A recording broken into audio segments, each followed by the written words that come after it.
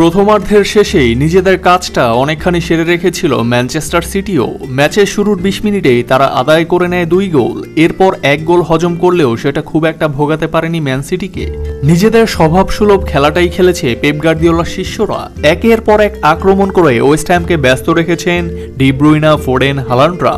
দ্বিতীয়ার্ধের 59 মিনিটে এসে বক্সের বাইরে থেকে স্প্যানিশ মিডফিল্ডার রদ্রির আরও 1 গোল, তাতেই যেন লিগ শিরোপা নিশ্চিত করে ফেলল ম্যানচেস্টার সিটি। ইতিহাদের নীলের সমুদ্রে শুরু হয়ে যায় শিরোপার উৎসব। এদিন অবশ্য শিরোপার আরেক দাবিদার আর্সেনাল নিজেদের ম্যাচেও জয় পেয়েছে। এভারটনের বিপক্ষে 2-1 গোলের ব্যবধানে জিতেছে তারা।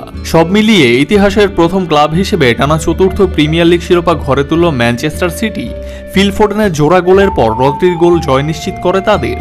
38 ম্যাচের লিগ শেষে ম্যান সিটির পয়েন্ট 91, আর সমান ম্যাচে আর্সেনাল শেষ করেছে 89 পয়েন্ট নিয়ে। আরও একবার সেই দিনে লিগ শিরোপা নিজেদের করে নিয়েছে সিটিজেনরা। ম্যাচ শেষের বাঁশি বাজতেই এদিন মাঠে নেমে পড়েছেন মাঠে আসা ম্যান সিটির সমর্থকরা। ইতিহাস যেন পরিণত হয়েছে উৎসবের নগরীতে। সব মিলিয়ে এটি তাদের 10ম লিগ শিরোপা।